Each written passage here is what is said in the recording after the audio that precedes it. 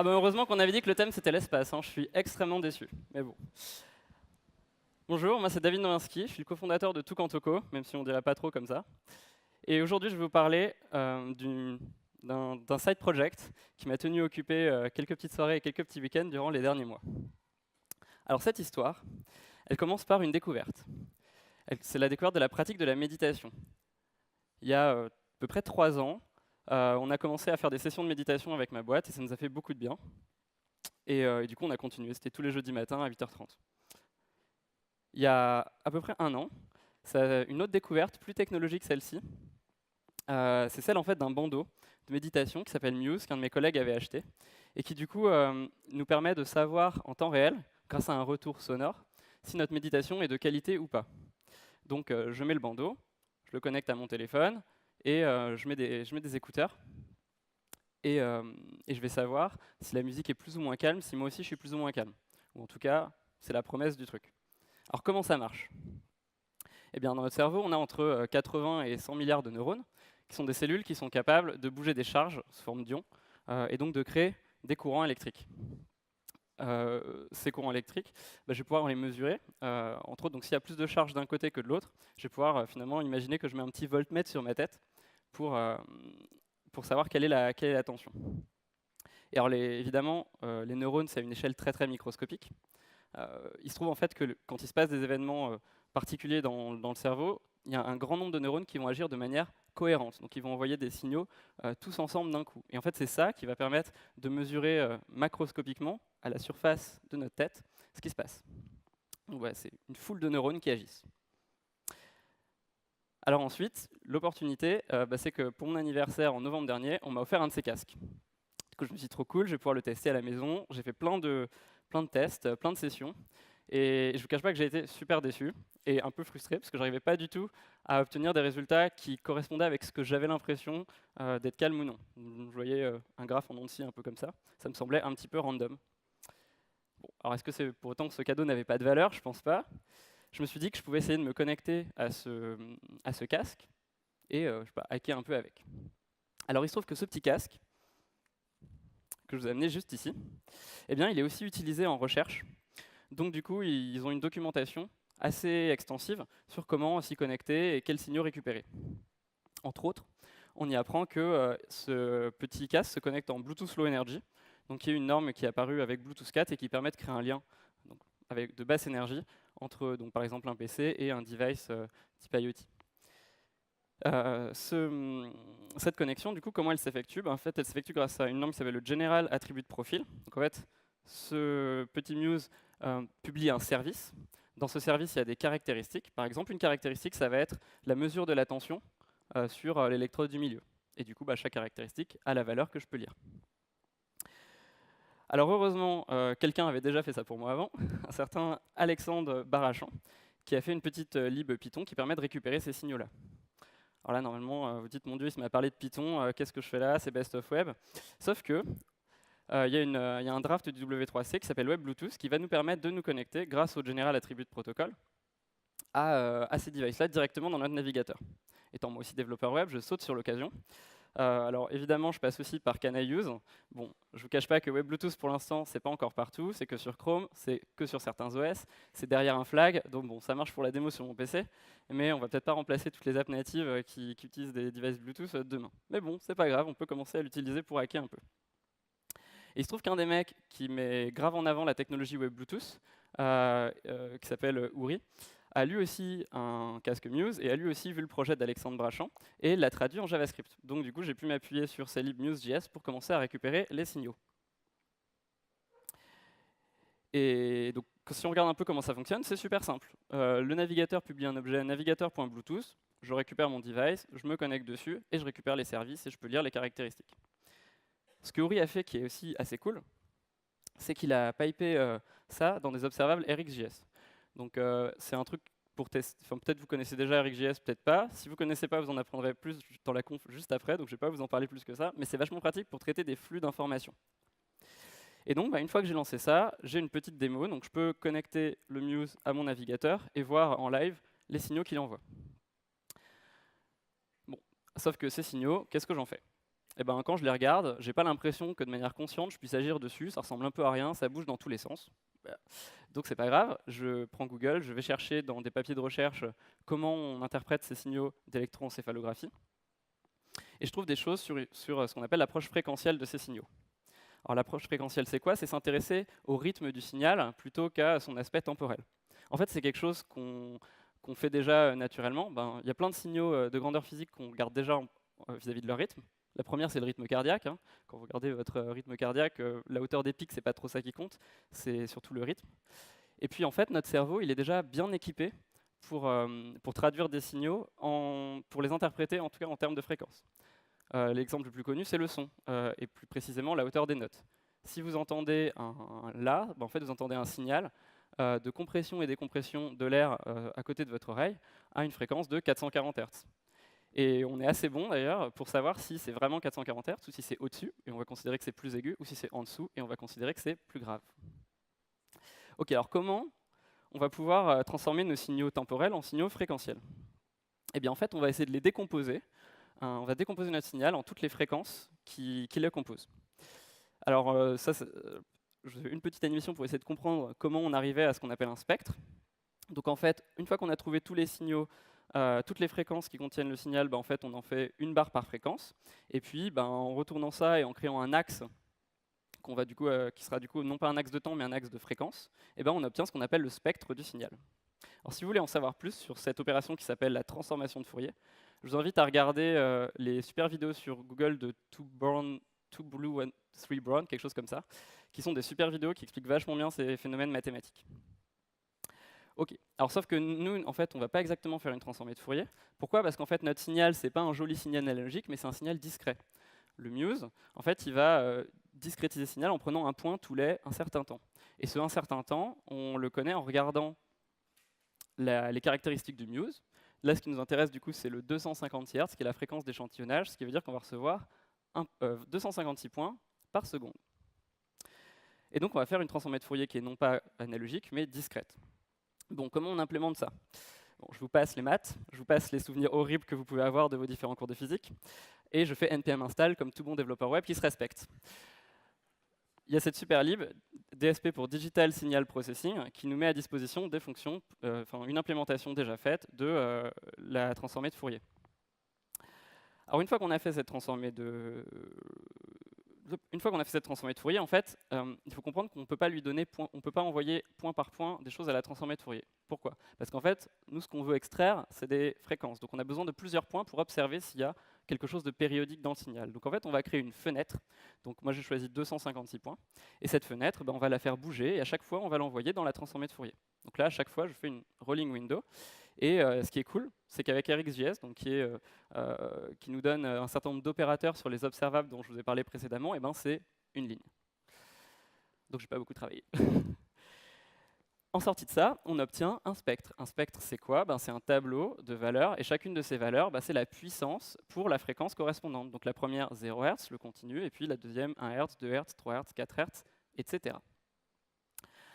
Alors en fait, fréquence par fréquence, c'est pas extrêmement intéressant. En continuant à regarder dans la littérature, on se rend compte que tout un tas de chercheurs ont trouvé des bandes de fréquences remarquables. Et donc, du coup, on peut agréger ces fréquences en bandes. La plus connue, je pense, c'est la bande alpha. Et du coup, ce sont les ondes qu'on va émettre entre 8 et 13 Hz. Ça nous donne ce qu'on appelle les puissances absolues de ces bandes de fréquences. Alors, en elles-mêmes, elles aussi, elles sont pas suffisamment intéressantes. On les regarde plutôt en fait les unes par rapport aux autres. Donc, c'est-à-dire qu'on va regarder la bande alpha par rapport à toutes les autres bandes remarquables. Et du coup, ça nous donne des scores entre 0 et 1, donc dont la somme fait 1. Et par exemple, je vais avoir une partie en bleu qui correspondra aux ondes alpha et qui vaudra 0,3, et puis 0,2 pour les ondes bêta en rouge, etc. Et donc, du coup, il y a tout un tas d'étapes de processing du signal pour arriver aux variables qui nous intéressent et qu'on va pouvoir étudier. On a vu que Muse prend des samples, puis qu'ensuite on n'en garde qu'une fenêtre, puis qu'ensuite on la passe dans la transformée de Fourier. Enfin, on les agrège par bande de fréquence, et enfin on les compare entre elles. Donc c'est bon, la partie un peu chiante et physique est terminée, on va pouvoir enfin travailler. Et donc à partir de là, j'ai un petit outil qui me permet d'enregistrer des sessions avec ces scores entre 0 et 1 pour chacune des bandes remarquables. Bon, alors ensuite, je repars sur Google, je cherche et je lis pas mal de papiers de recherche et je cherche qu'est-ce que je peux faire avec ces variables. C'est pas évident de trouver, on va dire, un consensus scientifique très important sur ce sujet. Pourquoi? Parce qu'en fait, mener un protocole expérimental sur l'état mental, enfin l'état cognitif de quelqu'un, ben, c'est un peu difficile. Si là vous me demandez, vous menez une expérience sur moi et que vous me demandez si je suis calme, peut-être que je peux vous dire oui, mais en fait c'est pas vrai du tout, je suis super stressé. Donc c'est vraiment pas facile de mener des protocoles expérimentaux clairs là-dessus. Donc un des autres trucs aussi que je me suis dit, c'est Muse, dans leur appli, ils ont un truc un peu comme ça, donc je retourne dans leur doc, et je vois entre autres qu'ils publient 2 indicateurs, un qui est justement quelque chose qui est lié au calme, entre 0 et 1, et quelque chose qui est lié à mellow, donc on va dire la concentration, l'attention, et ils les publient comme étant expérimentaux. En fait, ils sont tellement expérimentaux que quand j'ai voulu vous en faire un screenshot pour vous le montrer aujourd'hui, ils avaient disparu. Donc ils n'ont pas extrêmement confiance en ça non plus. Mais bon, en cherchant sur Internet, j'ai quand même trouvé vraiment plein de choses, enfin plein de connaissances un petit peu diffuses sur à quoi correspondait cette bande, est-ce que c'était un état plutôt de réflexion, plutôt de calme, etc. Alors il y a un blog que j'ai trouvé pas mal, donc c'est ce mec-là qui se met un casque sur la tête, il se prend en vidéo et qui publie ses résultats en essayant de comparer ce qu'on voit sur la vidéo et ce qu'il a enregistré. Et ce qui est intéressant, c'est surtout que je trouve la visualisation qu'il en donne. Donc là, en fait, on voit à la fois l'aspect temporel en abscisse et l'aspect fréquentiel en ordonnée, et il utilise du coup pour nous montrer la puissance relative, l'échelle des couleurs. Donc cette heatmap, elle est vraiment intéressante. Dans cette petite vidéo là, en fait, il y a un moment où il a les yeux fermés et on voit que entre justement 0 et 20 Hz, donc dans la bande alpha, il arrive à avoir une bande rouge. Et puis plus intéressant, mais aussi plus ténu et plus discutable, lorsqu'il dit qu'il est concentré, eh bien, on voit dans les plus hautes fréquences, entre 40 et 60 Hz, une apparition de petits points verts un peu partout.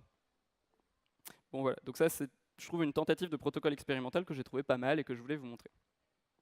Bon alors à partir de là, moi j'en faisais quoi? À la base, quand j'ai commencé ce truc-là, j'avais plein d'idées un peu folles, en mode genre, trop bien, si j'arrive à déterminer si quelqu'un est concentré ou pas, je vais tous vous mettre un casque, une extension VS Code, et quand vous serez plus concentré, ça vous dira, va prendre un café. Bon, évidemment, vu que c'est pas facile de trouver de manière certaine la concentration d'une personne avec ce dispositif, c'était pas possible. Est-ce que ça veut dire pour autant que ça n'a pas trop d'intérêt? Est-ce que ça veut dire qu'on peut rien en faire? Là, je me suis dit, pas du tout. Je vais en faire autre chose. Je vais en faire quelque chose qui va permettre aux gens de s'interroger et d'expérimenter avec l'émission de leurs ondes. Peut-être qu'ils se rendent compte qu'ils n'auront aucun aspect conscient pour faire quelque chose à ce que je vais leur afficher. Peut-être que si.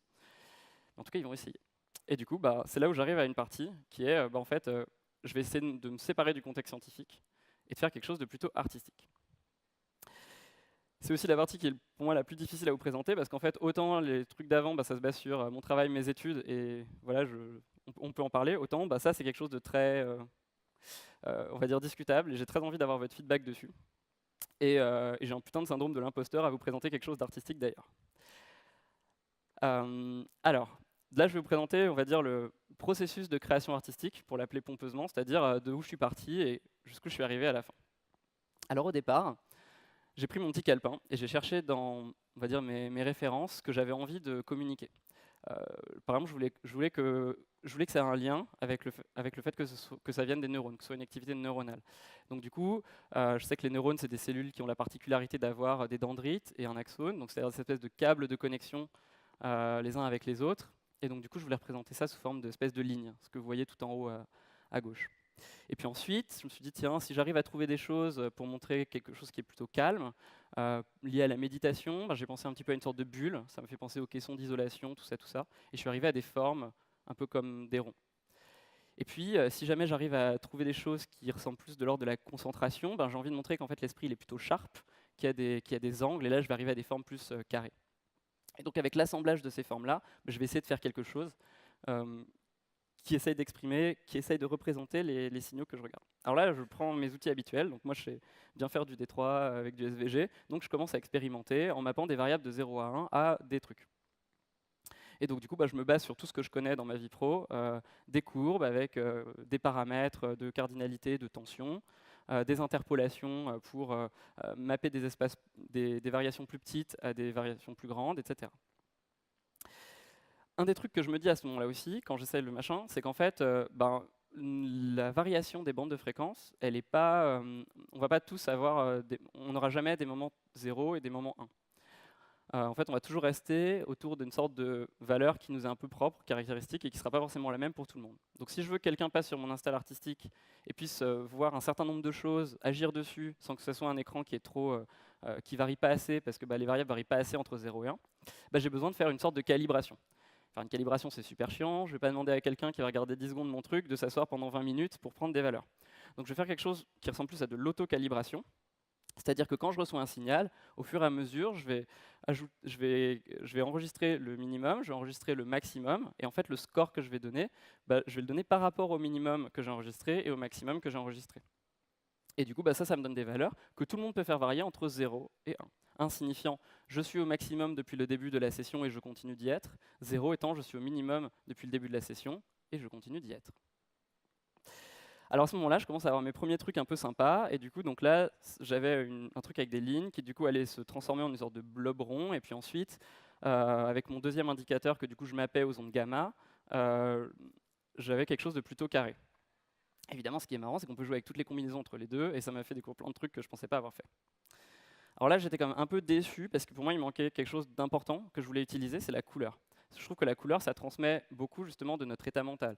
Dans notre culture, quand on pense à calme, on pense à bleu, et quand on pense à énervé, on pense à rouge. Et du coup, je voulais jouer un petit peu avec ces couleurs-là, en faisant, hop, si j'arrive à vous lancer la vidéo, en remplissant les courbes, et en les faisant interagir entre elles. Donc en fait, ça c'est toujours du SVG. En mettant un effet de blending additif, je vais réussir à créer des espèces de formes qui vont s'enchevêtrer jusqu'à être un petit peu cohérentes lorsque du coup je mesure une des bandes forte. Bon là, j'étais encore pas assez satisfait. Pourquoi? Parce que pour moi, il manquait l'idée un petit peu de multiplicité. En fait, là, on observe des phénomènes microscopiques, comme je vous ai dit, des milliards de neurones qui vont émettre des signaux cohérents pour former un tout. Alors à ce moment-là, je réfléchis un peu, j'essaie de trouver quelque chose qui correspond à cette idée-là. Et je me rappelle qu'il y a un certain temps, j'avais étudié ce qu'on appelle des champs. Un champ, c'est quoi? Ça peut être un champ de vitesse, un champ de température. C'est une variable dont la valeur va dépendre de la position, d'un point de l'espace. Mais ce n'est pas le point de l'espace en lui-même, c'est la valeur de cette variable en un point de l'espace. Donc c'est un concept un peu abstrait, ce qui commençait à me plaire un petit peu. Et donc du coup, pour visualiser un champ, je dois mettre des points, on va dire, test, et puis je dois trouver un moyen de représenter la valeur en ce point du champ.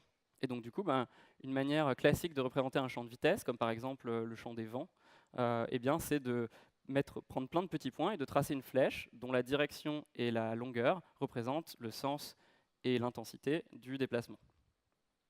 Et alors, ce qui me plaisait aussi vachement là-dessus, c'est un truc un peu méta. Peut-être vous avez déjà entendu parler d'un truc qui s'appelle la théorie de la Gestalt. La théorie de la Gestalt, c'est un certain nombre de principes qui expliquent comment on interprète des choses qui nous sont données à voir, alors qu'elles ne sont pas effectivement là. Par exemple, vous connaissez probablement l'exemple 1 qui vous donne à voir un triangle alors qu'aucun triangle n'est dessiné. Il y a une sorte de suggestion, des contours illusoires. Eh bien, le champ, c'est un petit peu pareil. Là, vous voyez probablement des tourbillons, alors qu'en fait, aucune forme de tourbillon n'a réellement été dessinée. C'est suggéré par le fait qu'il y a énormément de particules, et que du coup, vous reconstituez cette forme. Et du coup, là, il y a un truc méta que j'aime bien, c'est-à-dire qu'en fait, je donne à interpréter par le cerveau un signal qui lui-même vient du cerveau. J'étais content de moi. Alors, si je restais dans le SVG pour afficher plein de particules, ça risquait globalement de casser, parce que quand tu mets trop d'objets dans le DOM, ton navigateur, il fait...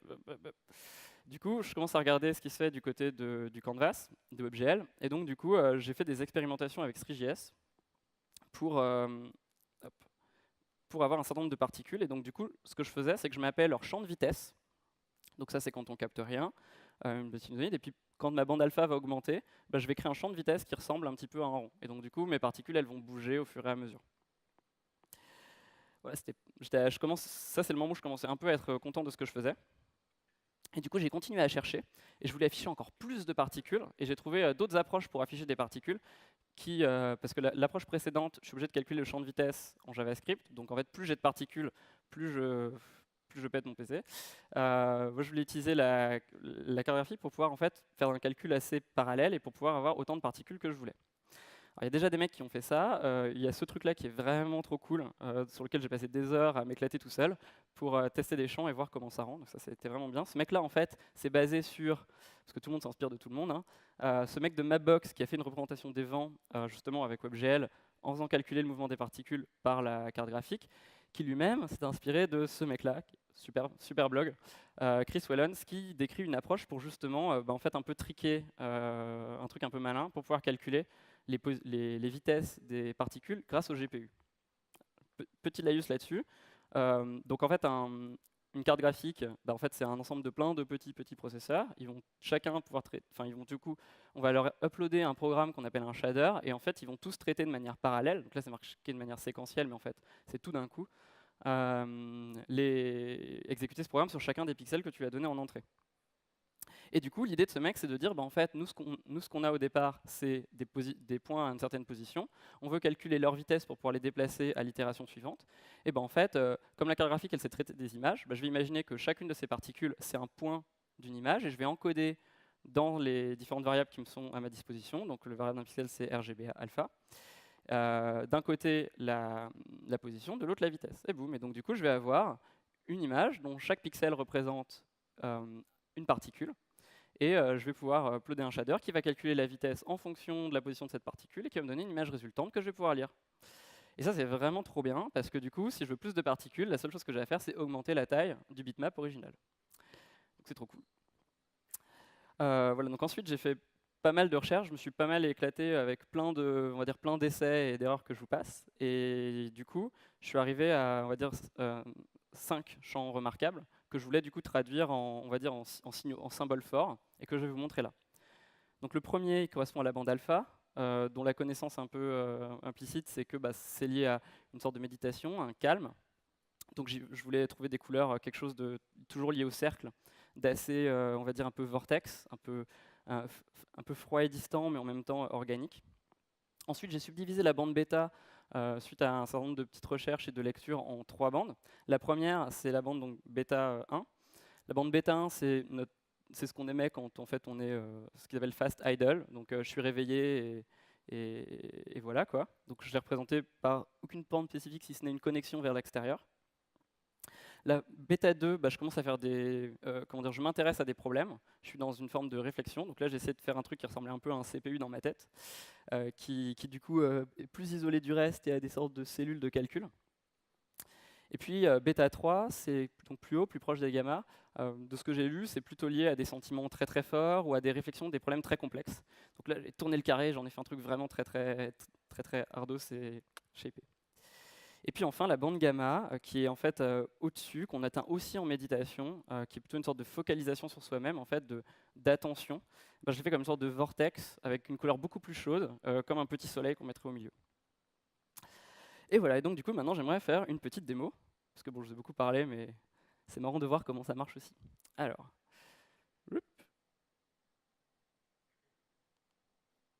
si la démo ne marche pas, ce sera la faute de Web Bluetooth, hein. C'est très expérimental, comme je vous ai dit. Est-ce que tu veux m'aider à faire la démo?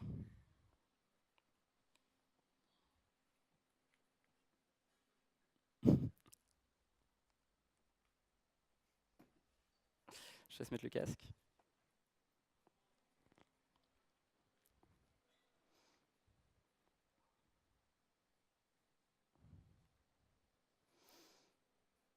Donc du coup, je me connecte au Muse.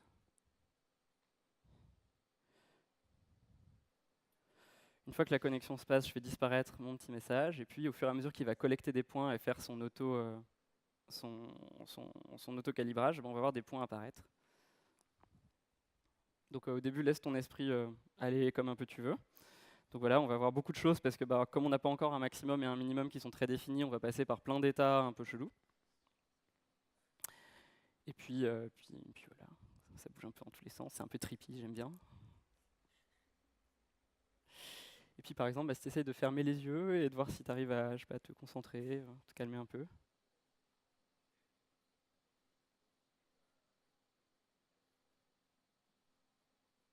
Voilà, donc l'apparition de ce cercle veut dire qu'en fait il y a un pic dans les ondes alpha qui sont mesurées et qui sont probablement liées au fait que quand on ferme les yeux, on a moins d'informations visuelles et on se calme plus. Alors j'ai fait aussi également un petit outil qui permet en fait de voir un petit peu qu'est-ce qu'il y a derrière. Donc ici, si je viens déplier cette interface, vous voyez au moment où il a fermé les yeux, on voit une grande montée d'ondes de la courbe bleue qui est du coup qui représente du coup la puissance relative des ondes alpha. Et du coup, ouais, on voit un joli rond bleu. Tu peux ouvrir les yeux et penser à autre chose que tu veux.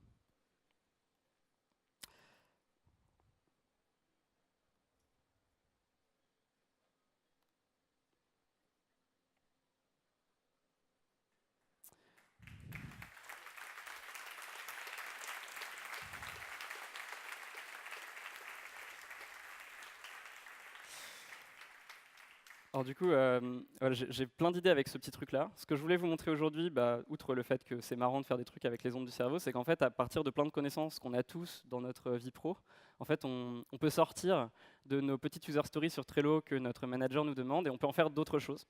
Et c'est ça qu'en fait que j'espère aussi, peut-être que ça vous donnera envie de faire. Donc moi, j'ai envie de faire plein de trucs avec ça. J'ai envie de me lancer dans la création sonore et d'associer aussi des sons aux différents motifs que vous avez vus là. Et puis j'ai envie aussi de le montrer à pas mal de gens pour qu'ils me fassent des retours et pour que je vois s'ils sont capables d'agir sur certains signaux ou non. Du coup, pour ça, je vais l'amener dans un certain nombre de festivals. Donc, si vous avez l'occasion d'aller au Nowhere en Espagne ou au Borderland au Danemark cet été, peut-être que vous pourrez voir mon petit PC posé quelque part avec son casque et que vous pourrez essayer. D'ici là, et si vous n'avez pas le courage d'aller jusque dans le désert, je vais laisser le PC et le casque sur le stand de Tukantoko et je vous invite à venir tester pour voir si vous arrivez à en faire quelque chose, si ça vous intéresse, ou juste vous plonger dans ces petites particules qui bougent. Voilà, je vous remercie beaucoup.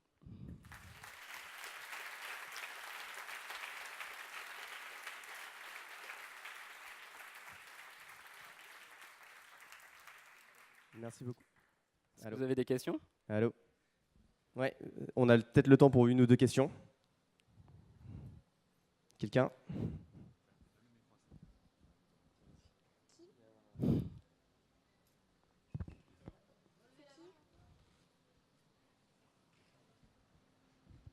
Ça sera quel barrio, Nowhere?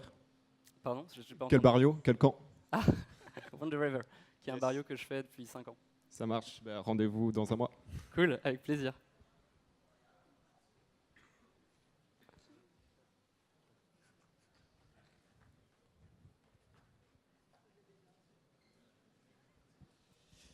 Bonjour et merci pour cette presse. Tu as essayé d'associer des ondes, de symboliser les ondes du cerveau artistiquement.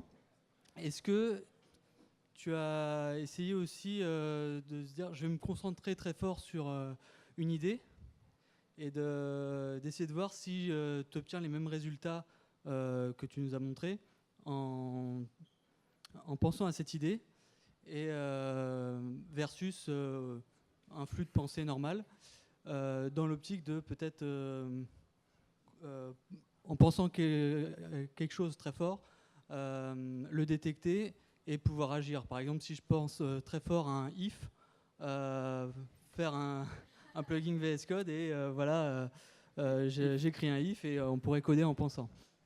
Ouais, en fait, c'est une très bonne question, merci. C'est super tentant d'imaginer les interfaces brain, les UI avec le cerveau comme ça. En fait, par exemple, une des idées que j'avais, c'était effectivement de me dire, en fait, je m'en fous de faire du traitement du signal et de comprendre ce qui se passe. Je balance tout ça dans une sorte d'algorithme boîte noire qui serait un réseau de neurones. En plus, il y a TensorFlow.js qui est sorti il n'y a pas si longtemps que ça. Donc, en plus, je pouvais toujours garder ça dans mon browser, ça aurait pu être cool. Mais en fait, je pense que il y a beaucoup de chercheurs. J'ai pas essayé de le faire. Il y a beaucoup de chercheurs qui justement ont déjà testé ça, ont essayé de mettre en place des protocoles expérimentaux qui essayent de corroborer à cette idée.